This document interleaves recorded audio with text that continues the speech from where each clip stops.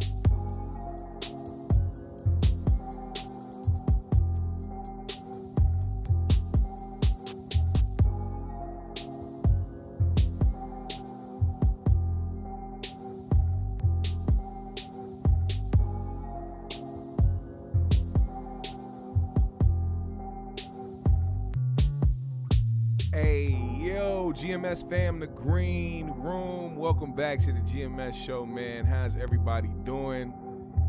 Hey, if you know, you know. If you know, you know. Today, we are back with it. Had to take a break last week, man. For those that don't know and for those that do know, I lost my granny last week, man. Yeah, man, some unexpected things happened, and she had to get rushed to the hospital last week on early Tuesday morning, and she was in there the entire Tuesday, and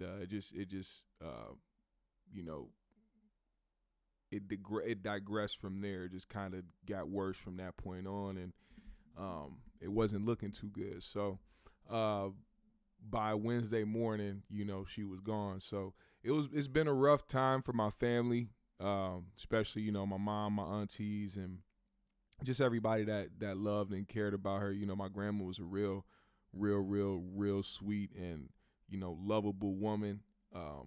She did a lot for people. She was always there for people. She always did what she, had to do. She was a God-fearing woman, a praying woman. We lost my grandpa some years back, and that was really hard on my family, and now dealing with my grandma, it's just gonna get a lot harder. So just asking for y'all to send y'all positive energy our way, and love and prayers or whatever it is that you believe in, man. As long as it's positive energy towards us, I would appreciate it, man. Got to deal with a lot this holiday season, man. And it's gonna be a weird Christmas.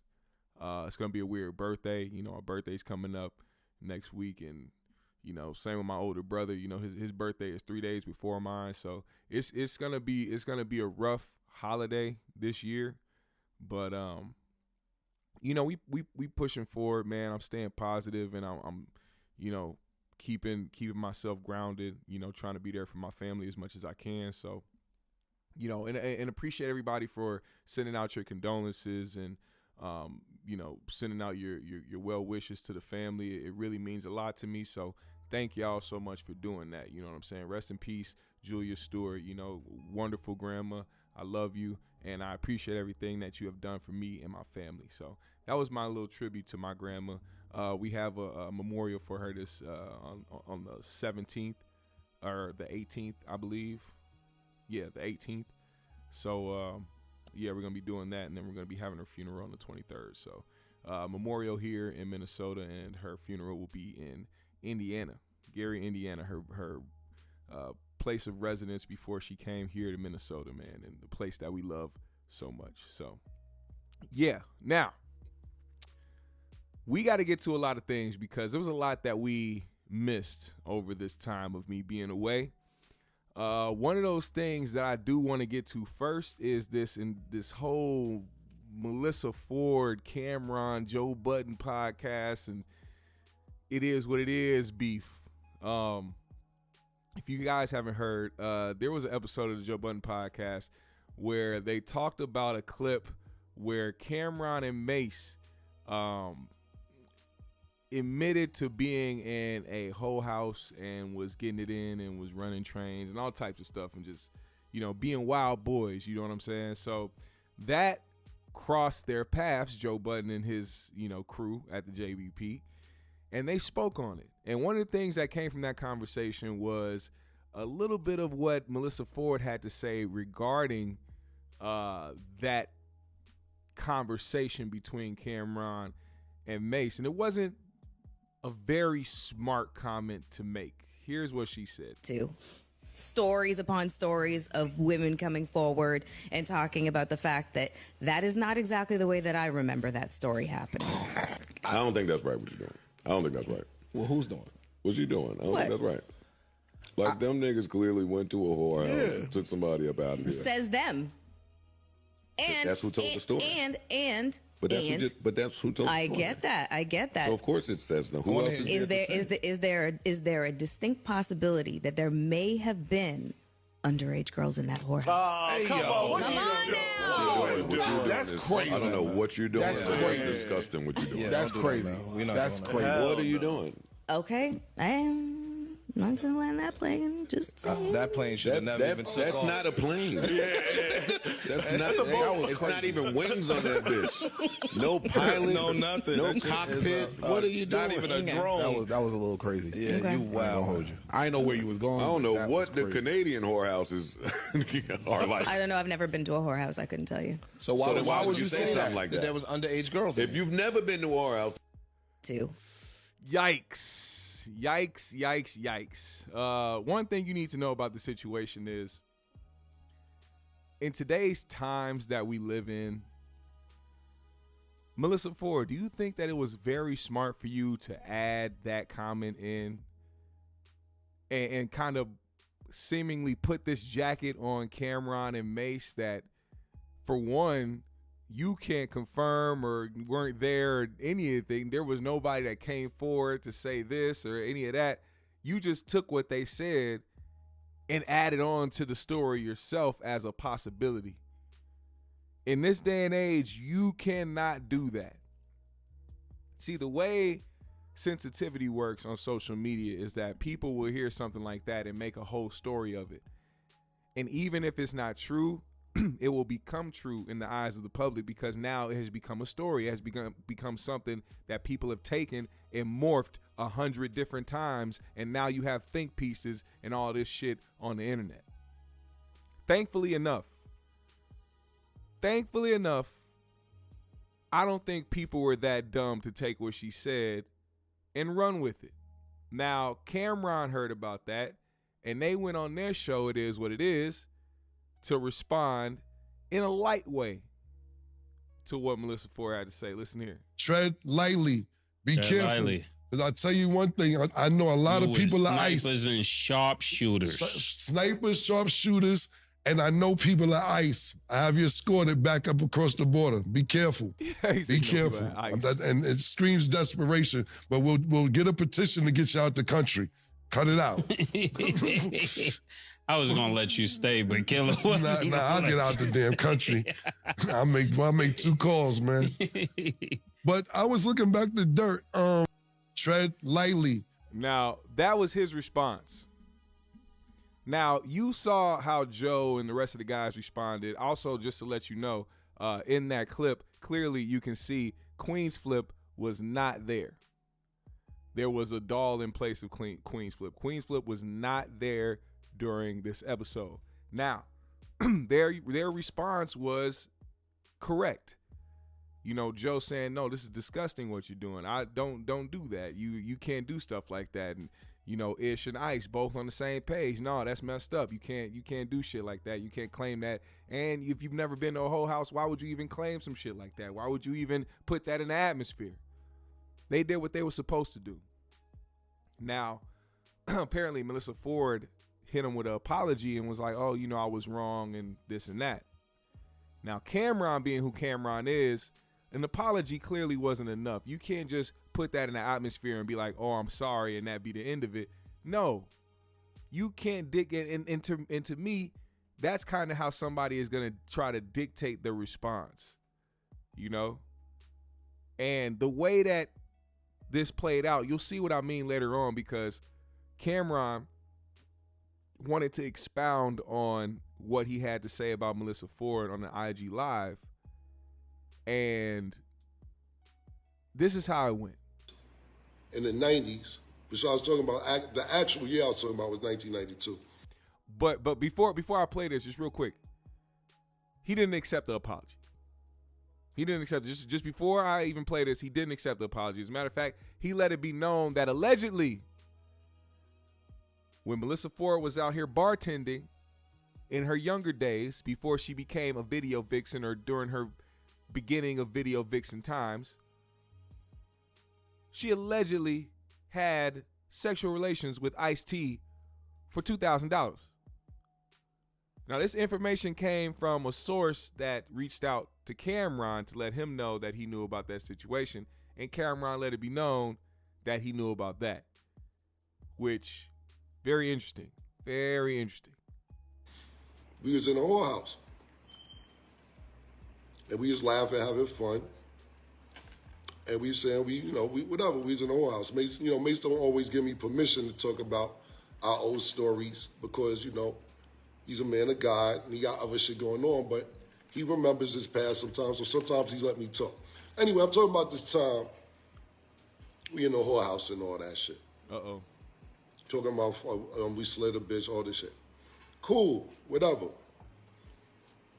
I see a clip where on Joe Budden's podcast where Melissa Ford is talking about, oh, it might have been underage girls in there.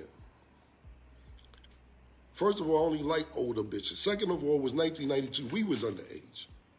That's A and B. We wasn't supposed to be in there. We wasn't 18. I just turned motherfucking 16.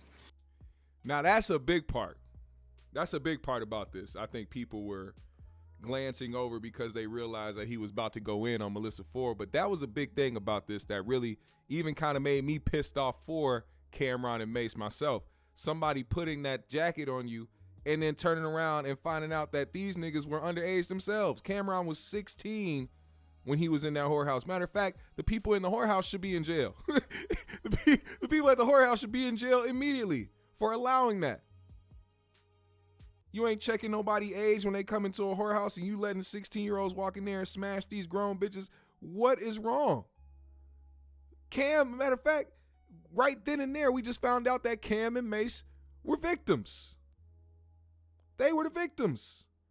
While Melissa Ford was trying to paint a victimhood situation involving them two, she neglected the fact that maybe they could have been the victims. Maybe they were the 16-year-olds underage motherfuckers in a whorehouse getting taken advantage of.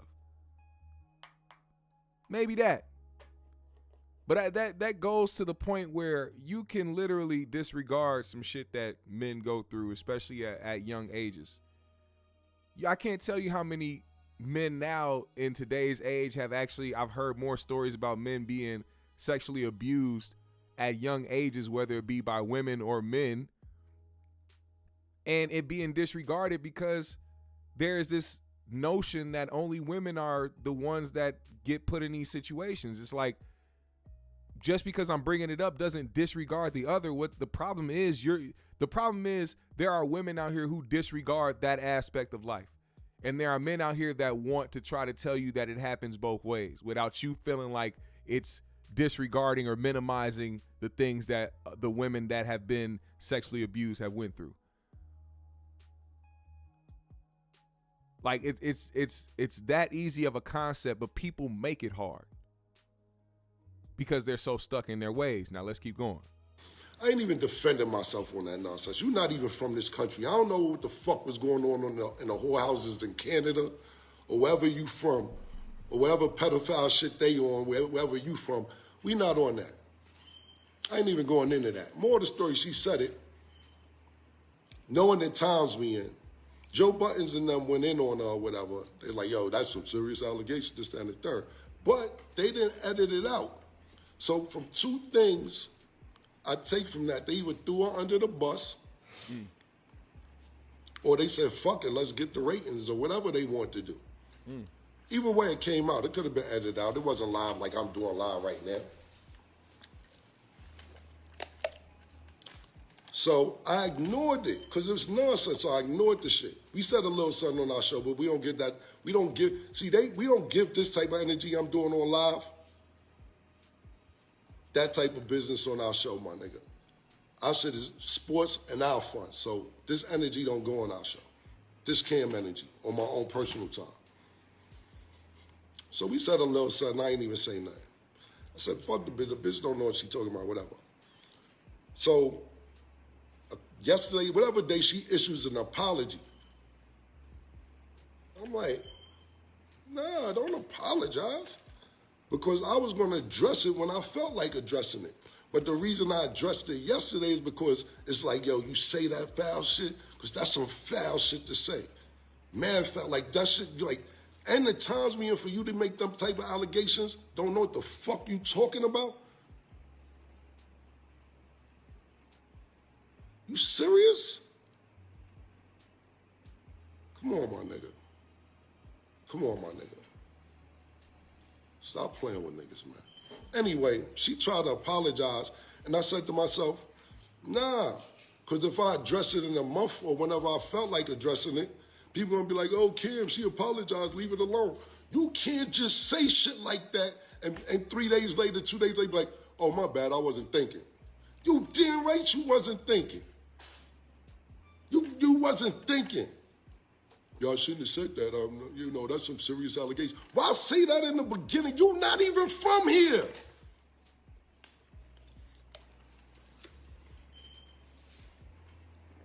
You're not even from this country.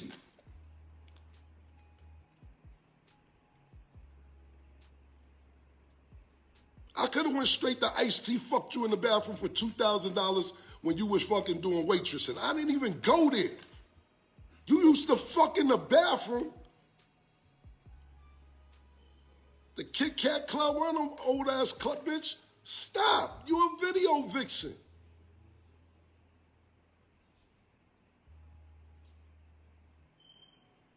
Nigga mad. And rightfully so. Rightfully so. I see exactly where he's coming from with it. Hey, look. One thing I've learned is that when you go out of your way to put something on somebody, or you go out of the way to start anything, it is not up to you to dictate the response that you get back. Now, this response, there's more to it. There's more to it. I'm going to lead you into this part because the second part of his live where he was addressing this situation, he addressed Queen's Flip. Like, now, remember, I told you, Queen's Flip wasn't there. He was not at the show, but what Queens likes to do is he likes to go with the algorithms and he likes to go on the internet and likes to stir the pot. So he went on his Twitter page to ask the question, hey, are any other female podcasters out there going to have Melissa Ford's back? And I'm just paraphrasing it. This isn't it verbatim, but he was asking, is there any female podcasters out there that has Mel's back, or are they going to let her die on this lonely hill? Now, Camron took that as a slight because why are you asking people to come to her defense when she was 100% wrong? That's how Cam was looking at it. Queen's Flip might have been doing it from a different perspective, but to me, if I'm Camron, I'm looking at that like, why you want people to come to her defense? This ain't one of those moments. She ain't get dogpiled. She ain't getting bullied. She made a comment that was unnecessary and it was disgusting. And she's reaping the repercussions from it. She's getting what she got and she put in that energy she put out there, she's getting it right back.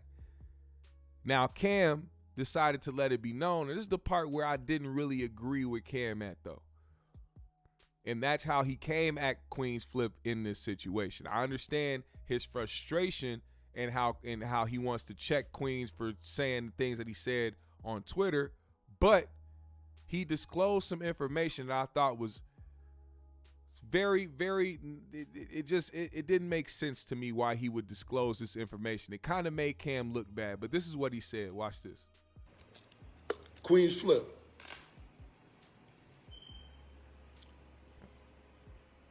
Nobody gonna help ML Ford. Nobody gonna help ML Ford. Now this nigga here, Queen's Flip, I took this little nigga under my wing. Under my wing. Not like that everyday shit. I took a liking to the nigga pause, and I was giving this nigga mad advice. He was podcasting. I wasn't into that shit. I'm telling him what to do, how to get sponsors. Yo, oh, you got this many views, you should go do this.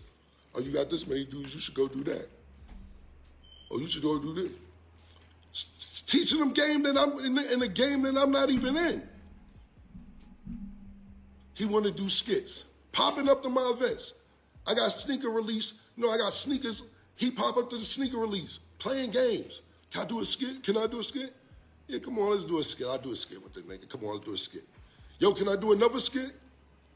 Yeah, come on, do a skit. Yo, can I wear your army jacket and the stuff from the Get 'Em Girls video in the skit? Sure, skit. Oh, yo, can I pull up with the I Really Mean It jacket in the skit and drive the truck like you came out and I Really Mean It video? Yeah. Sure, skit. Not a problem. In other words, he said Queen's Flip was doing too much, but because he messed with him and because he wanted to see him win, he was like, fuck it, go ahead, do what you got to do. I'll help you out. Now, man, all this shit just because I thought I liked the nigga. I thought he was kind of funny, so I'm trying to help the nigga out. Now, he was working with Joe Buttons, which is cool. And shout out to Joe Buttons for hiring all these washed up niggas.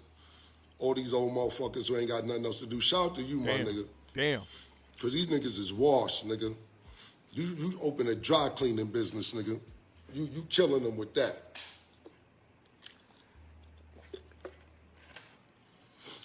I asked Queen's Flip for a favor.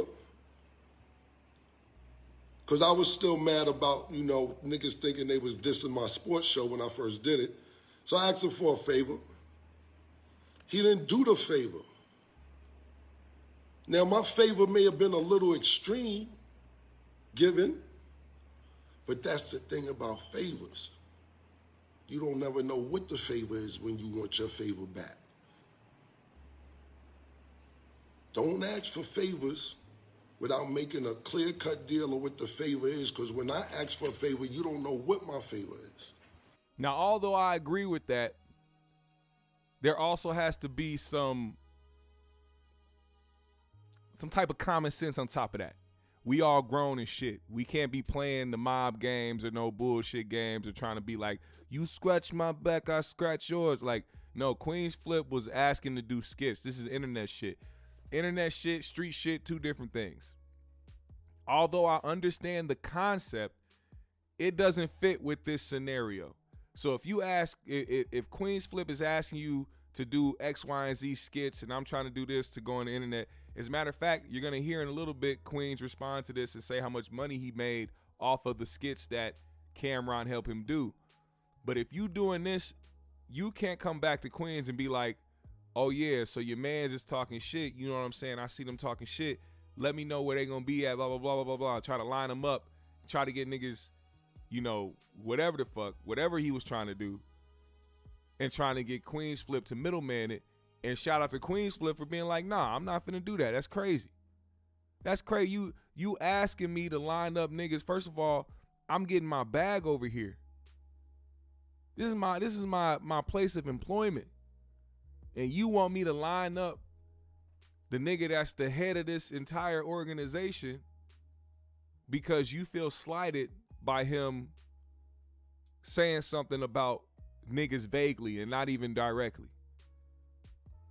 That's some immature That's some immature shit. You got an immature mindset.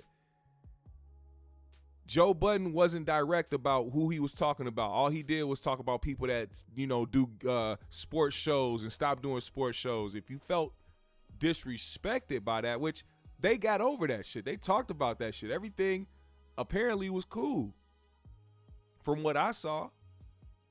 You know what I'm saying? Well, at least between him and Nori, Nori was letting it be known, because I feel like Nori was the one that made the sports show comments.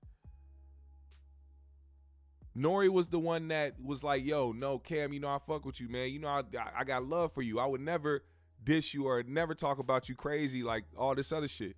I thought that shit was rectified. But apparently Cam felt so much of a way about that he tried to recruit Queen's Flip to try to line up Joe Budden or whoever else was talking shit. And Queen said no.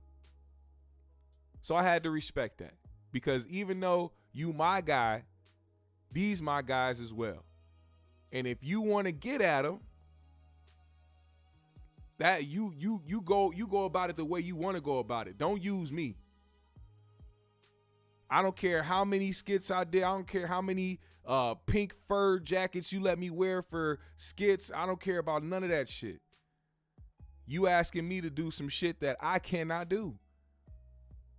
And I will not do. Now, Queen's Flip's response was fairly long. Pause. This is what he had to say.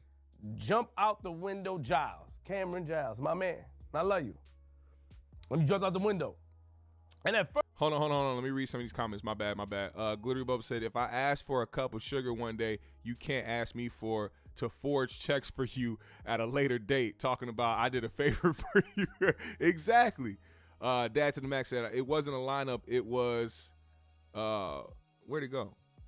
Oh, it says it wasn't a lineup. It was an approach, not a lineup. And NY, that's how we deal with shit face to face. Even if the goons gotta be there, that's how New Yorkers deal with it. Joe knew what he was doing. Yeah, but here's the thing. If I'm talking about from personally, if I'm friends with this nigga over here and I'm friends with this nigga over here, and these two niggas got problems, none of you niggas come to me asking me where the other dude is at to try to sneak up on him. I'm not with that.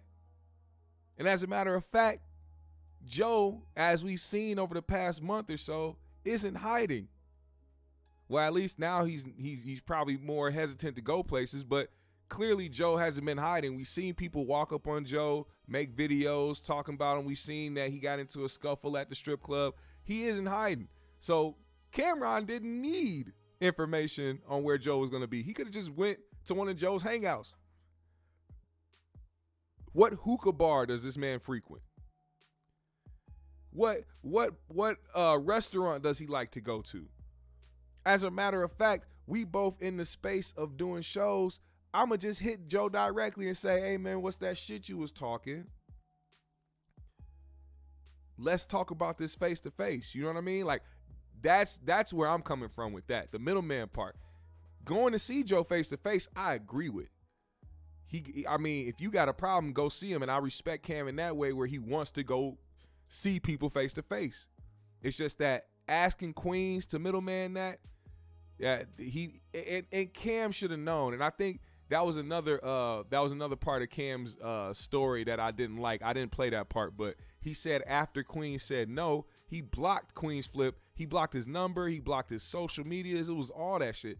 Clearly, Cam is the type of person that jumps out the window without even thinking first. And I'm even though I agree with some of the way that he feels in these situations, his actions, so how he wants to rectify these situations, are kind of tossed up in the air for me. I agree with some ways. I don't agree with some ways. But here's what Queen's Flip had to say in response. I'm going to play a little bit of this, not the whole thing. First, I was coming in here because I was upset. You shout out my mom. You shout out JR. And I love that. So I called Shatik. I'm over here at Shatik Beats on Films. And I was kind of... He did a Def Poetry Jam version of a response. Felt the way like, damn, Cam. But then Shatik said, he's an Aquarius, you're an Aquarius. He takes things, he gets sensitive to things, you know what I mean? and you always jump out the window. In no way in the world you think that I'll disrespect you. You looked out and did 4 videos with me. 2 of the videos I made $50,000 off both put together. One of the videos I made $20,000. You didn't ask for nothing. Why would I diss you, Cam? Hey, appreciate you, JR, for the 50 and the Cash App, bro. I really do appreciate you. Thank you, brother. I appreciate it. I appreciate it. I appreciate it.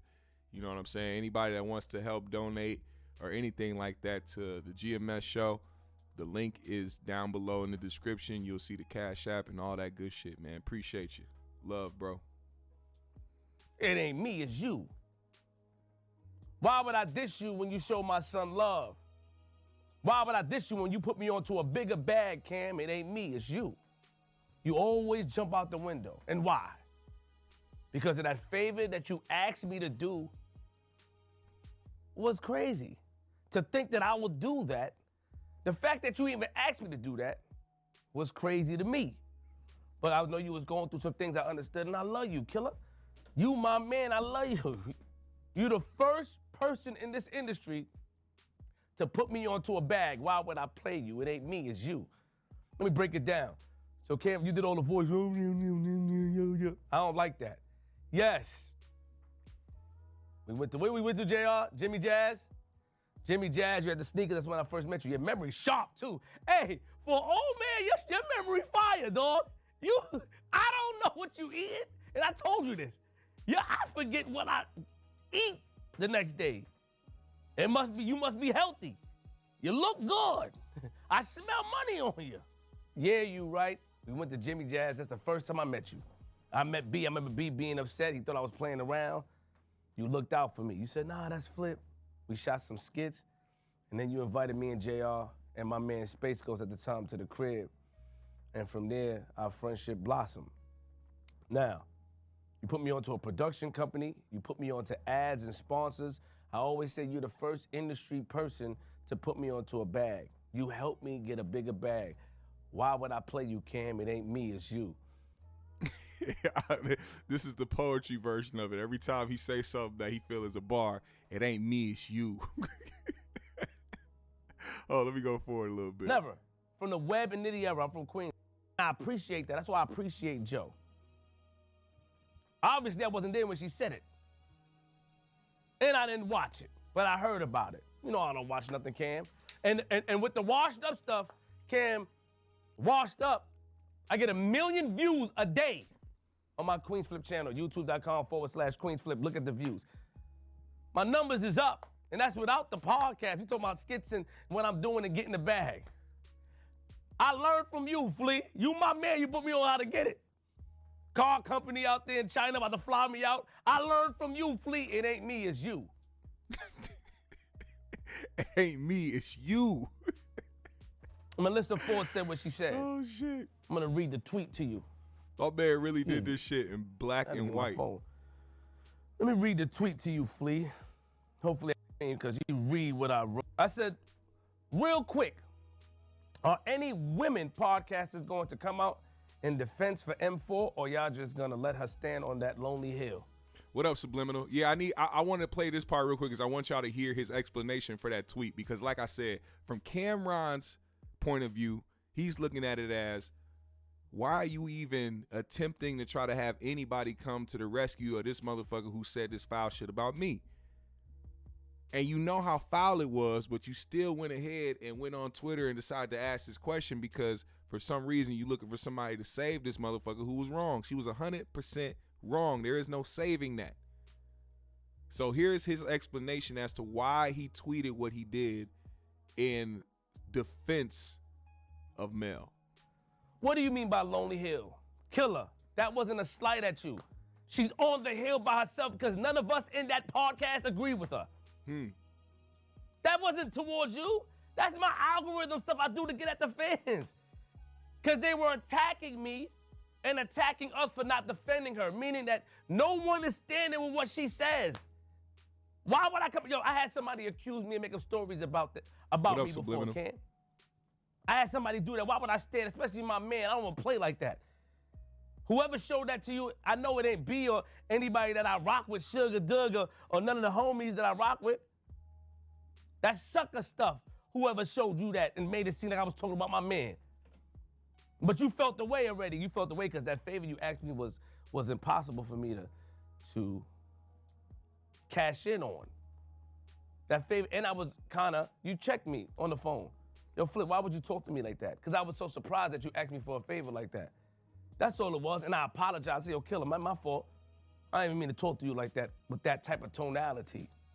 You blocked me, you didn't block JR, you showed JR love, you blocked my number, cool. I spoke to B, I spoke to you on the phone, you and Mace, cool. Respect. It ain't me, it's you. You see, you felt the way of how I spoke to you, that's when you blocked me, so you looked for any reason to say what you said. That wasn't towards you. She's on a lonely hill because nobody's staying with her. I would never project or put that type of jacket on somebody because it was done to me. You got to give Queens the snaps on this. Black and white picture. He got a phrase after every bar. It's not you, it's me. Come on. Give him the snaps, man. I don't know if they have a snap emoji, but just snap for Queens real quick. Now, you get the gist. You get the gist of what's going on. There's clearly an issue going on. Now, Joe said, fuck all that. And he wasn't trying to go for none of it.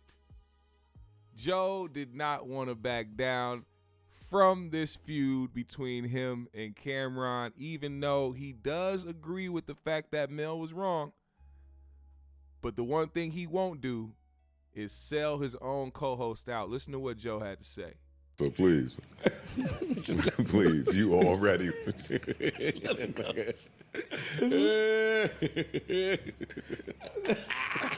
He's not scared. It's tough. For the people that It's he's tough, not right? scared. It's He tough. says a lot of shit. It's tough. I think all you niggas is goofy. I think every last one of you niggas is goofy. I ain't gonna lie. It's tough to stay on this. What makes you take the high road a lot of times? I feel sometimes you look out for us by doing it. You don't involve us in things, and you give us the opportunity to walk off. I don't think niggas understand that. Yo, I take the high road because I'm not engaging with none of you niggas out there. Let me make myself perfectly clear.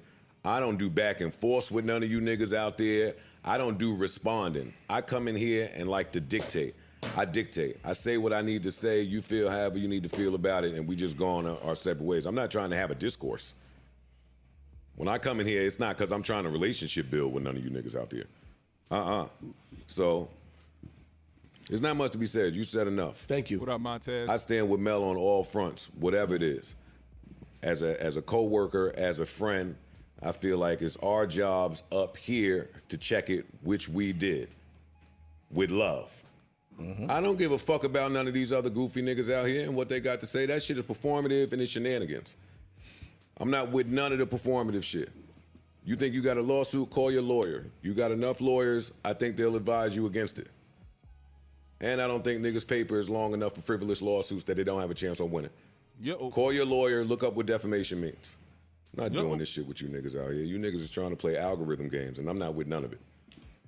Now, what he was saying there was because Camron actually did threaten to sue for defamation. I doubt he would do it, but the fact that, you know, he mentioned it, I guess, rubbed Joe the wrong way. So Joe, you know, kind of put the challenge out there. Hey, if you feel like suing, go ahead and try your best. And that's still Mel Ford at the end of the day. You niggas be on Instagram liking the bad escorts, going crazy, the cheap ones. Bitches be 50 and 500 pounds. You niggas in the comments writing shit. Stop playing with niggas up here. Honestly, I observe. I'm trying to be cool because niggas got relationships. But enough now. Enough. I stand with you too, Mel. You know, I called you. The fuck? I called you. I called Mel the other day just because I didn't like how it looked from. I didn't know. I'm saying everything I said to you. I didn't know that you didn't know about the clip before I played it, and then in looking back, it looked like I served you up, and I didn't. That's never my intention. I don't do that to anybody up here. So I apologize to you in private, and I'm apologizing to you again in public. Thank you. And I appreciate stand that. with Mel too. And nobody up here plays clout chaser games, yo. We don't do that over here. Shit been number one the whole time it been a thought. That ain't my bag. I go viral just on the strength of my name and who I be, nigga. I ain't fucking chasing on these algorithms. Y'all niggas stop playing. I'm tired of all this performative shit. I stand with Mel, and that's where I'm at with it. Thank you. Thank you. I stand with Mel as well. Thank you. Facts. And I'm sorry if I did anything. Do you see how quick people are? And I get their stance. That's their girl. That's their, their co-host. They stand with Mel, as you should. But this also breeds that mentality where certain, where women can't do anything wrong, or they gotta be coddled because, the response they got for something that they did,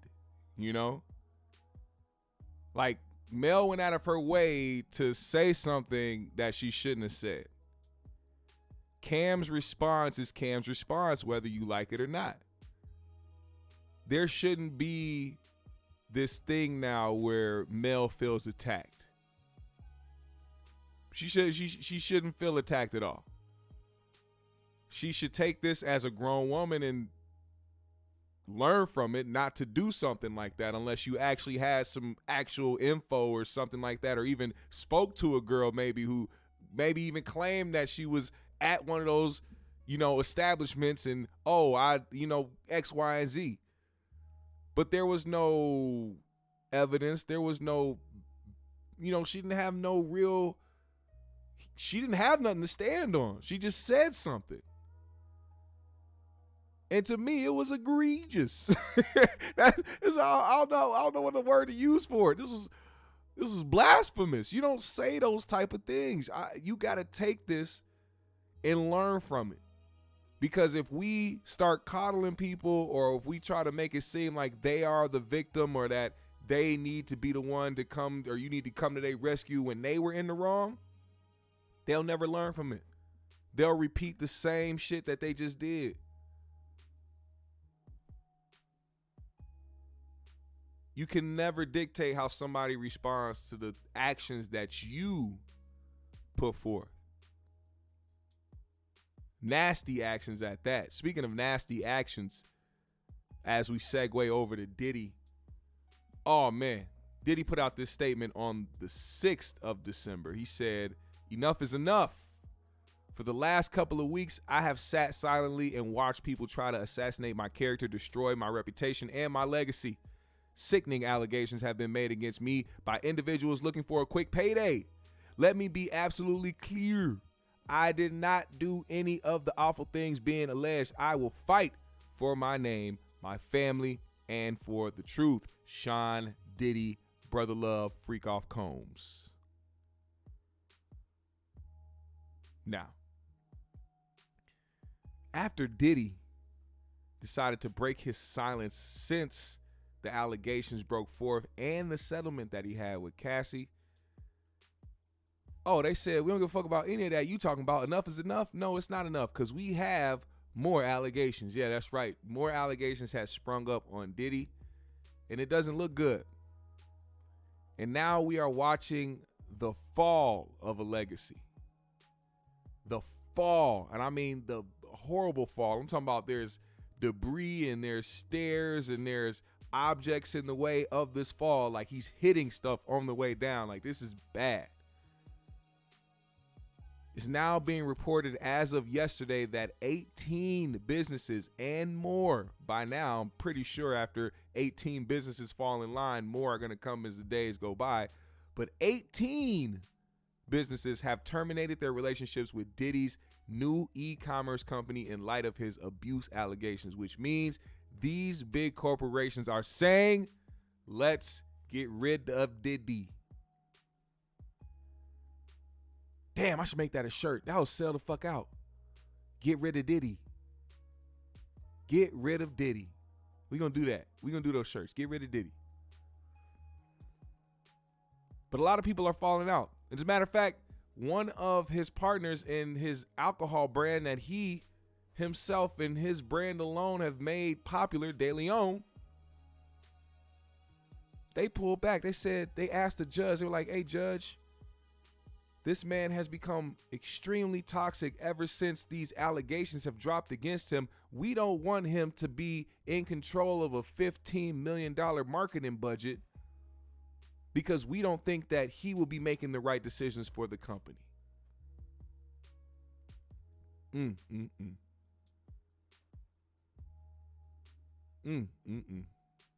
that something?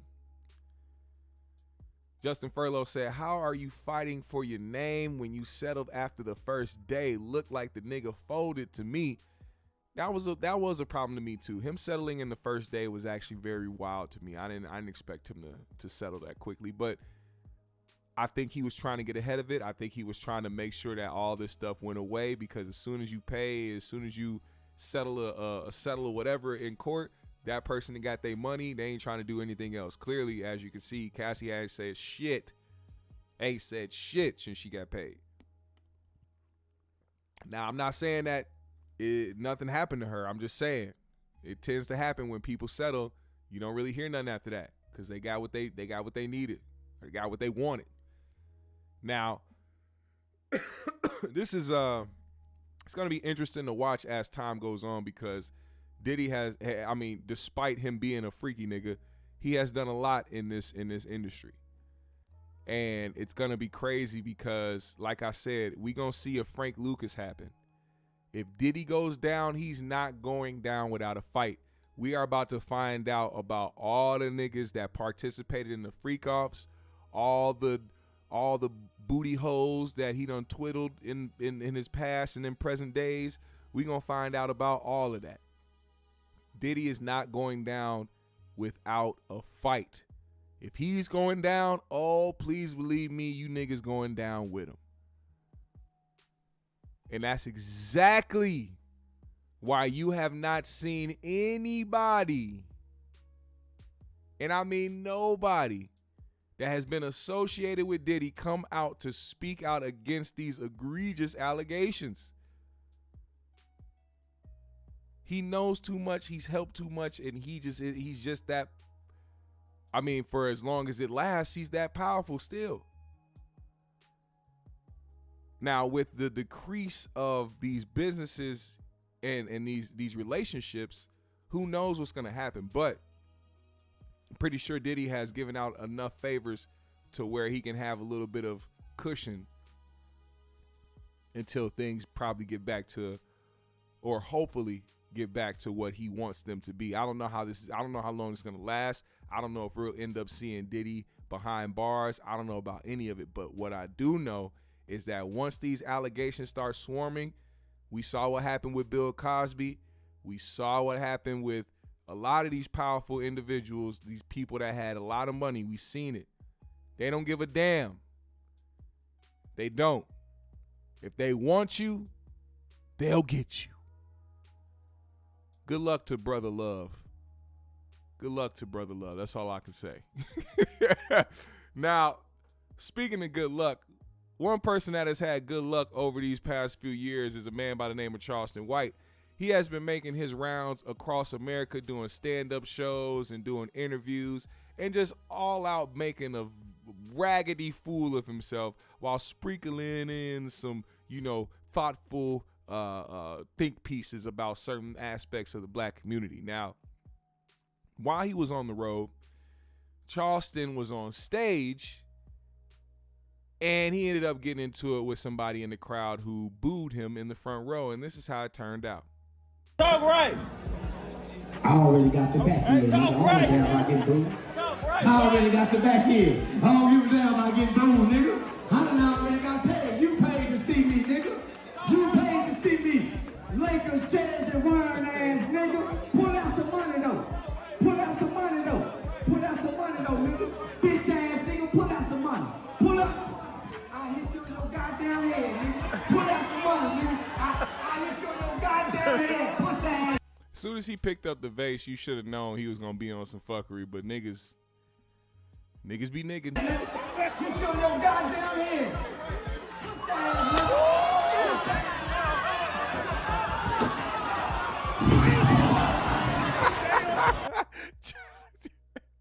Now, why did this nigga try to squirm on top of the stage knowing Charleston had the leverage? First of all, and then you could tell Charleston ain't the type of person to really think on his feet because you threw a microphone. You should have just kicked this nigga in the head or something. Like, if you wanted to prevent him from doing something to you, you should have just kicked this nigga in the head, trying to kick him off the stage. You threw a microphone and backed up. Look how he threw this microphone.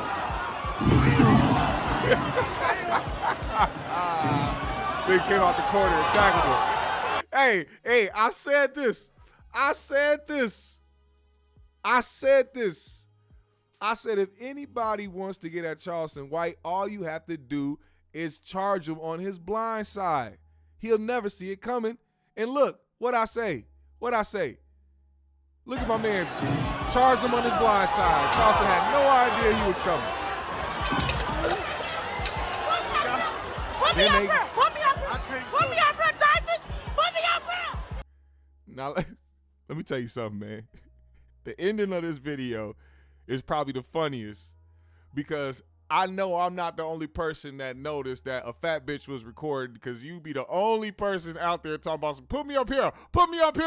Big bitch always want somebody to help lift them, do some shit, forgetting that you big as fuck. If you don't get your 300-plus pound ass, sit down somewhere trying to get some fucking recording and shit, put me up here. Put me up, bro. Put me up, bro, Typhus. Put me up, bro.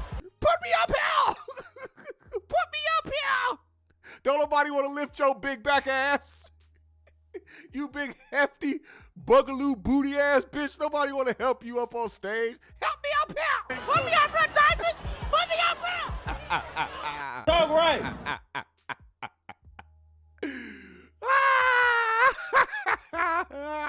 You heavy duty ass bitch. Nobody wants to pick you up and put you on the stage so you get better footage. Are you crazy? Oh, you didn't hear not one person respond to her. She just kept, put me up here. Put me up, help me up here. Imagine the frustration. She don't know she big. Like, she knows she kind of big boned, but she don't know she fat. She don't know she big as shit. So she looking around like, why ain't nobody helping put me up here? Help me. Don't nobody want. Let me stop. Let me play it one more time. Put me up, bro, Typhus. Put me up, bro. Dog right. Put me up here. Who does that, man? All right, hey. This is a good moment to actually go to a commercial break. All right, quick commercial break from our sponsors over at Pharaoh Distro. If you didn't know, if you see down below here, we got the family over at Pharaoh Distro. They got a lot of products for you: CBD, THH, THCA. They got a lot of shit over there, man. From rigs to gummies, extract, whatever you need. Pharaoh Distro has it. And if you want to learn a little bit more about their brand new product, the Dab X, I got you right here. Hey, yo, GMS fam, what's going on? This episode is brought to you by the good people over at Pharaoh Distro. And they were so courteous enough to send me my own Dab X Go. That's right, the brand new Dab X Go. For all my chiefers out there, this is exactly what you need, all right? If you like concentrates and you want a better, cleaner hit, this is exactly what you need. I'm going to take it over to my guy, Chris, so he can let you know a little bit more about this product. There's so many features on this product that are new and revolutionary and different to the other electronic dab devices out there. And I'm going to talk about a couple of them right now. In our device, the dab comes directly out of the heating element and goes directly into glass above it. So it's absolutely the cleanest, freshest dab you can get. In this device, the vapor goes up while the reclaim goes down. This minimizes your reclaim considerably. This device produces almost no reclaim compared to conventional devices. You'll get anywhere between 50 and 100 dabs on one charge. Now, GMS fam, if you want to go to the website and check out more of what they got at pharaohdistro.com, you can get 20% off by using my promo code GMS. That's right, use promo code GMS and you can get 20% off everything on the website, man. Y'all have a good one. Shout out to Pharaoh Distro. Now, GMS fam, like you heard right there, 20% off everything on the website. If you go to PharaohDistro.com, you can see the distro or the website right here below to my right, PharaohDistro.com. Make sure you capitalize all GMS on that promo code and you will get 20% off. They are running a deal right now for the brand new Dab X. I got one. They blessed your boy with his own Dab X Go. I'm gonna show y'all. I ain't bullshitting. They ain't just give me no case and said put it up here. No, they gave me the Dab X Go. All right. So I want y'all to go check that out, man. 20% off on everything. They're running a deal right now for the Dab X Go. I don't know what it is. I don't know what the deal is, but make sure you go to the website, check it out. Now, Charleston White responded to him getting jumped. Now, a lot of people, including myself, because I thought it would have been hilarious to just see, Charleston. They thought Charleston was lumped up, probably had some, a busted lip or something. I don't know, maybe a lump on his head. But that didn't happen. Apparently, these niggas jumped on stage and didn't do a goddamn thing. Listen to what Charleston had to say. What a beautiful day. What a beautiful motherfucking day. The chilly out there, anyway. I just wanted to stand in front of the sunlight to let them niggas see, nigga, I'm untouched, I'm unscathed, and I'm undefeated. We win again. The internet mad in the motherfucker. The internet mad in the motherfucker, they can't beat me. Say, boy, the internet mad in the motherfucker, they can't beat me. I'm talking about they are furious that they can't beat me. Cut the lights off. The internet is mad in the motherfucker. They say, just wait till in the morning, y'all. They say, just let his ass go to bed tonight. See, his ass gonna wait till in the morning. He gonna have lumps and knots on his head. Y'all just wait. And I said, okay, just wait.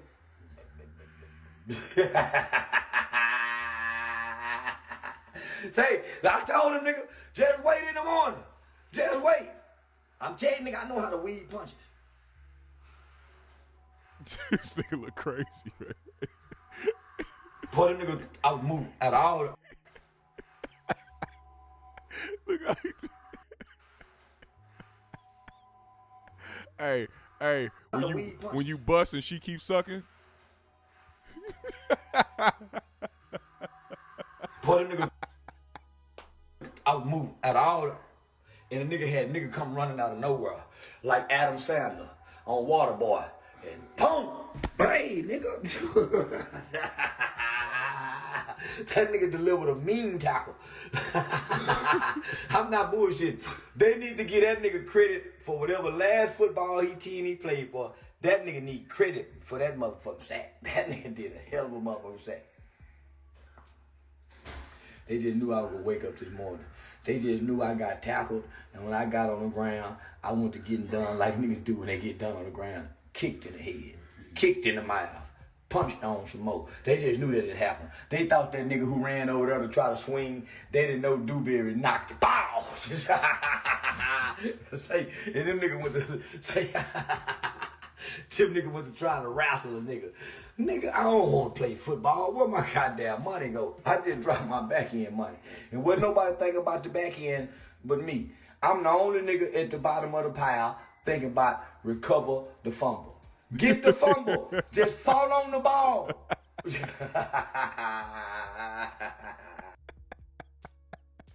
Man, I know niggas hate Charleston White, bro. Like, I'm glad I'm not one of those people that's too sensitive, man, because I probably would be hating this nigga too, but this is just ridiculous. Some niggas jumped on stage and they got the opportunity of a lifetime to do what a lot of niggas around the country have been wanting to do, but probably scared to do, and still didn't do it.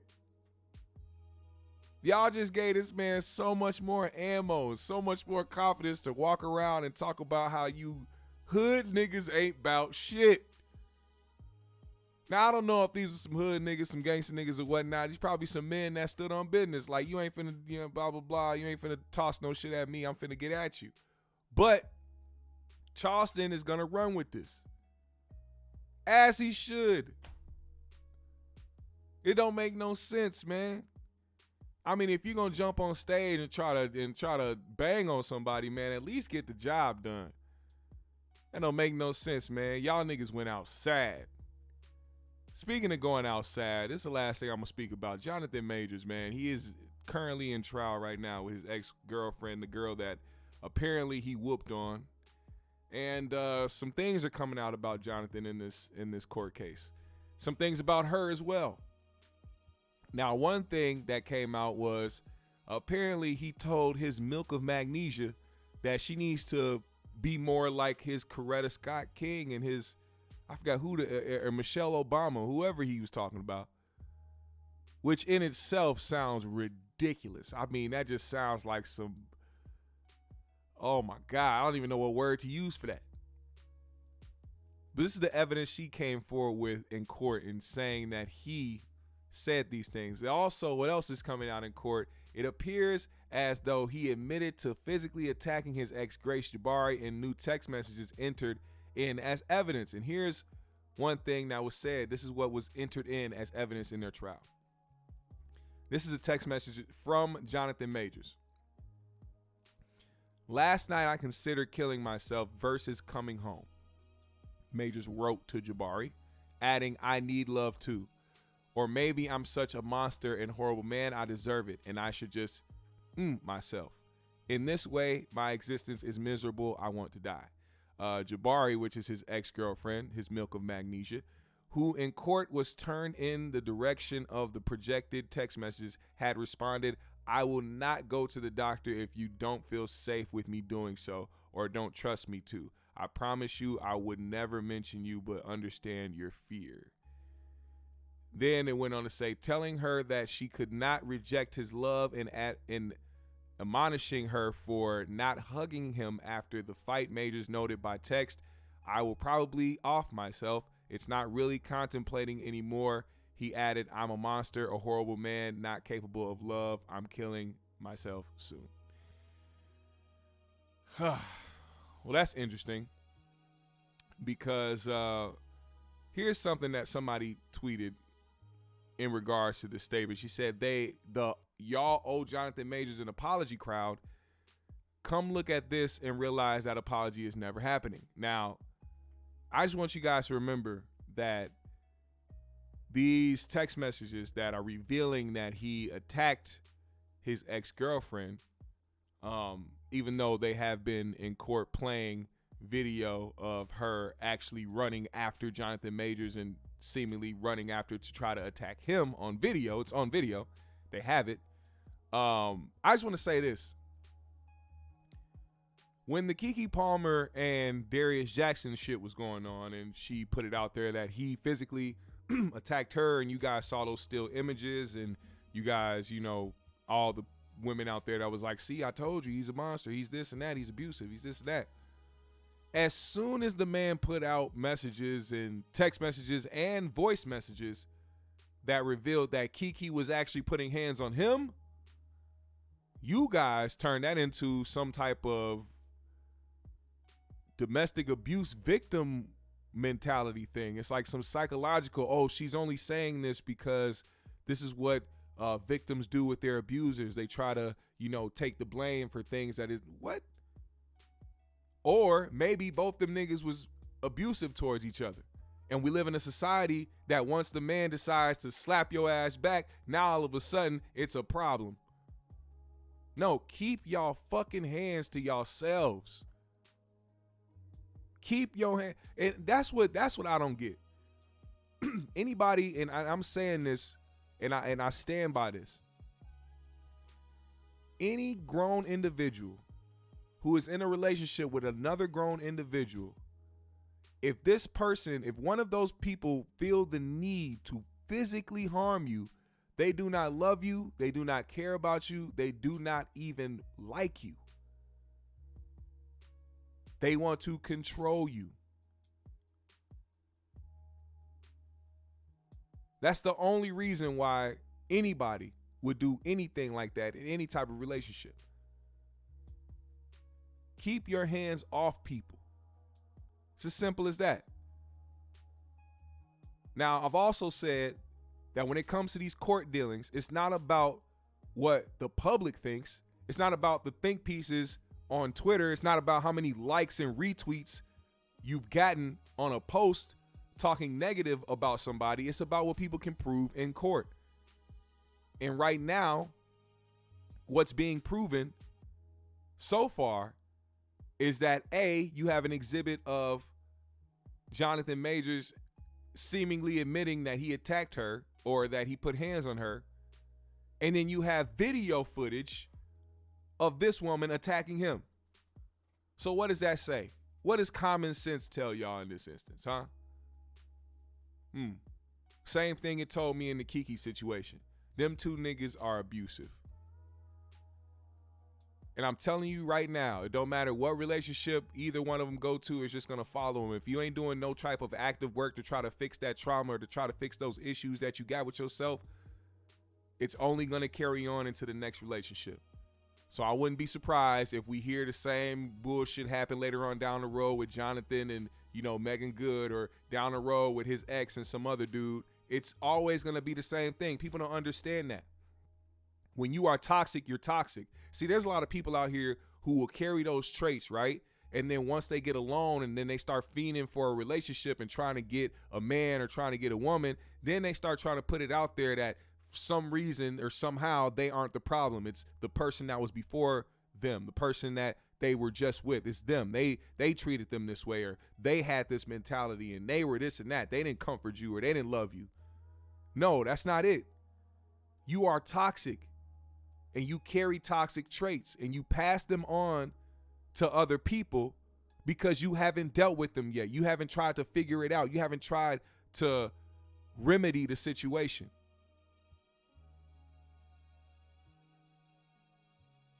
You have to fix your own bullshit first before you try to put it on anybody else. And that's a fact. Get these niggas out of my face. Now, GMS Fam, the Green Room, it has been a good show. Good show back. Like I said, thank you to everybody that's reached out to me and sent your condolences and sent your well wishes and your love to me and my family. I really do appreciate it. Like I said, it's gonna be a tough next couple weeks, man. So I'm probably only gonna do a couple shows a week, maybe. We'll see. I'm gonna keep y'all posted on everything that's going on. Yeah, man. I thank everybody, man, for always pulling up, man. GMS fan for always, you know, sticking with me through all of this shit, man. So I appreciate y'all. Make sure you hit that like button on the way out. Make sure you hit up feraldistro.com, man. Go ahead and check out their website. Get 20% off by using GMS as the promo code. All caps, all capital letters, GMS. Make sure you use that, man. If you want to help support the GMS show in a big way, you can look at the description below. Cash App is below, man. If you want to donate to the GMS fund, man, I will most appreciate it. I would thank every single one of y'all, and gratitude to everybody who helps out this platform, man. GMS fam, the Green Room, it's been real. I'm finna go ahead and get up out of here for the day. Roll something if you got it. Stay in good health. Stay in good spirits, man. Starting off every show with peace, love, positive energy, good vibes, passing forward, hoping that you pass along yourself. GMS fam, the Green Room.